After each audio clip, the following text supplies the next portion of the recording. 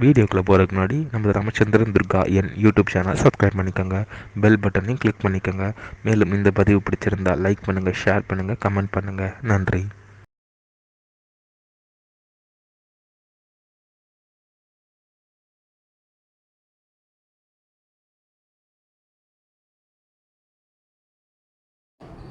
ஸ்ரீ குருभ्यो நமः.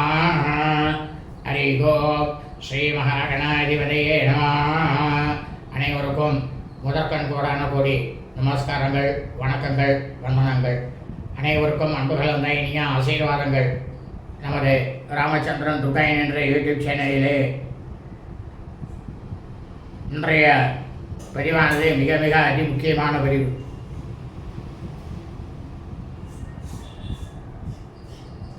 அது என்னவென்றால், தமிழ் மாத பிறப்பு தர்ப்பணம். ஒவ்வொரு வருஷமும் நமது பித்திருக்களுக்கு செய்யக்கூடிய கர்மாக்களாகிய சிரார்த்தம், திதி, தவசம் ஆகியவற்றை எப்படி எதை மையமாக வைத்து கடைபிடிக்க வேண்டும் என்பதை பற்றிய முழு விளக்கம்தான் இன்றைய வீடியோ பதிவு. ஆகவே அனைவரும் இந்த வீடியோ பதிவினை ஆரம்பம் முதல் கடைசி வரை முழுவதுமாக பார்த்து அதன் பிரகாரம் தங்களது பித்திருக்களுக்கு கடைபிடித்துக் கொள்ளுமாறு அடியனுடைய அனைத்து அன்பு இதயங்கள் மெய்யன் முறையும் அன்புடன் கேட்டுக்கொள்கின்றேன். ஸ்ரீராமஜெயம். தமிழ் மாத பிறப்பு தர்ப்பணம், வருஷா வருஷம் நாம் செய்யக்கூடிய சிரார்த்தம், திதி, தவசம் ஆகியவற்றை எப்படி எதை மையமாக வைத்து கடைபிடித்து நாம் செய்ய வேண்டும் என்பதை பற்றிய முழு விளக்கம். வேத தர்ம சாஸ்திரத்தில் தமிழ் மாத பிறப்பு இதன் பிரகாரம்தான் கடைபிடித்து செய்ய வேண்டும் மற்றும் சிரார்த்தம், திதி, தவசம் ஆகியவற்றையும் இப்படித்தான் கடைபிடித்து செய்ய வேண்டும் என்று வேத தர்ம சாஸ்திரத்தில் சொல்லப்பட்டுள்ள உண்மையான விஷயத்தை தான் இன்றைய தினம் சொல்ல இருக்கின்றோம். அதாவது இந்த தர்மசாஸ்திரங்கிறது இந்த உலகத்தில் மனித பிறவிகளாக பிறந்த அனைவருக்குமே ஒன்றுதான். பிராமண வர்ணக்காரர்கள், சத்திரிய வர்ணக்காரர்கள், வைசிய வர்ணக்காரர்கள், சூத்திர வர்ணக்காரர்கள் அனைவருக்கும் ஒன்றுதான். ஒரு சில விஷயங்கள் தான் ஒவ்வொருவருக்கு மாறும். ஆனால் இந்த பித்திருக்களை பொறுத்த வரைக்கும் எல்லாருக்கும் ஒன்று தான். இவாளுக்கு ஒன்று, அவளுக்கு ஒன்று அப்படின்றதே கிடையவே கிடையாது. அது தர்மசாஸ்திரத்தில் சொல்லவே இல்லை. ஒவ்வொரு தமிழ் மாதமும்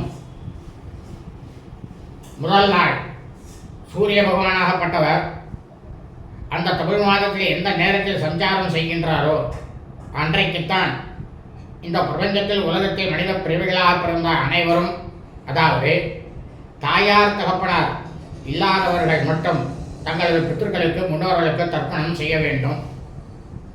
ஆனால் சில சமயங்களில்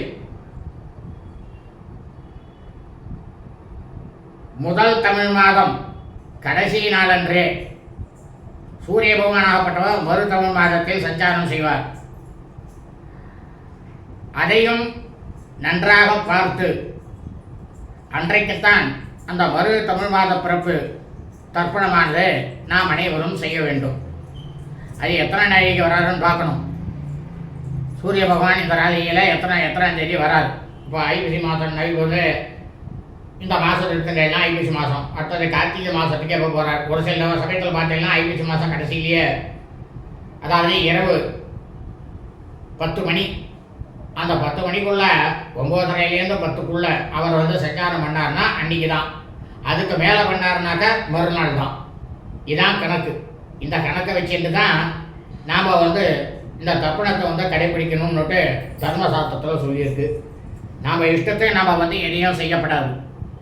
அதுவும் பித்திருக்கள் விஷயத்தில் நாம் செஞ்சோன்னா நமக்கு பலவிதமான இன்னல்கள், தொல்லைகள் வரும். நிச்சயமாக வரும், அதில் சந்தேகமே கிடையாது.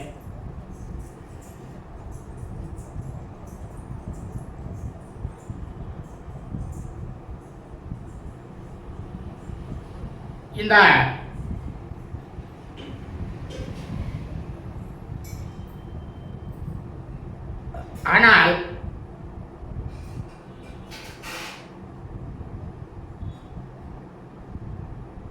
இந்த பார்த்தேன்னாக்கா உங்களது தாயாரோ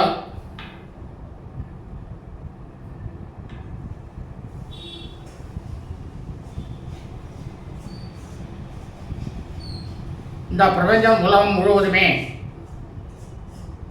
மனிதர் நாம் அனைவரும் வருஷாவருஷம் செய்யக்கூடிய பித்திருக்கர்மாக்களாகிய சிரார்த்தம் திதி தவசமானது இந்த பிரபஞ்சத்தில் உலகத்தில் மனித பிறவிகளாக பிறந்த அனைவருக்கும் ஒன்றுதான் என்று சொல்லப்பட்டுள்ளது. அதாவது சூரிய வம்சாவழிகள் சூரிய வம்சத்தில் பிறந்த சூராயமானக்காரர்களுக்கும் சந்திர வம்சாவழிகள் சந்திர வம்சத்தில் பிறந்த சாந்திரமானக்காரர்களுக்கும் அனைவருக்குமே ஒன்றுதான். இவருக்கு வேற அவளுக்கு வேற அப்படிங்கிறதே சொல்லவே இல்லை. ஆனால் அதை வந்து நாளடைவில் என்ன பண்ணிட்டா, மனிதனாகப்பட்டவன் தனித்தனியாக பிரித்து கொண்டு விட்டான். மனிதன் தான் பிரித்தான், தர்மசாஸ்திரத்தில் பிரின்னு சொல்லவே இல்லை. அதை எல்லாரும் நல்லா ஞாபகம் வச்சுக்கோ. அதாவது ஒவ்வொரு தமிழ் மாதமும் முதல் நாள் அமாவாசை என்று வந்துவிட்டது. அதே தமிழ் மாதத்தில் கடைசி தேதியிலும் அமாவாசை இருக்கும். அப்படி 2 அமாவாசைகள் ஒரு தமிழ் மாதத்தில் இருந்தால் இரண்டாவதாக இருக்கக்கூடிய அமாவாசையைத்தான் நாம் கணக்கில் எடுத்துக்கொள்ள வேண்டும்.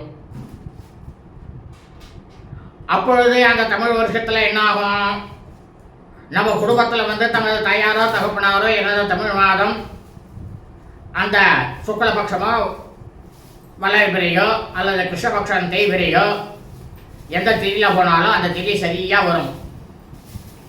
ஆனால் இந்த வேத தர்மசாஸ்திரத்தில் சொல்லப்பட்டுள்ள உண்மையான விஷயம் என்னவென்றால், ஒவ்வொரு தமிழ் மாதமும் அமாவாசை என்று மறு தினமானது அன்று முதல் மறு தமிழ் மாதமானது ஆரம்பிக்கின்றது. இந்த தமிழ் மாதத்தை வைத்துத்தான் நாம் அனைவரும் வருஷா வருஷம் நமது பித்ருக்களுக்கு செய்யக்கூடிய பித்ருகர்மாக்களாகிய சிரார்த்தம் திதி தவசம் ஆகியவற்றை நமது பித்ருக்களுக்கு முன்னோர்களுக்கு செய்ய வேண்டும். இந்த விஷயமானது வெறும் பித்ருகர்மாக்களாகிய சிரார்த்தம் திதி தவசம் ஆகியவற்றுக்கு மட்டும்தான் பொருந்தும். மற்ற சுப விசேஷங்களுக்கு இந்த தமிழ் மாதம் பொருந்தாது. அப்படி என்று வேத தர்ம சாஸ்திரத்தில் ஆணித்தரமாக சொல்லியிருக்கான்.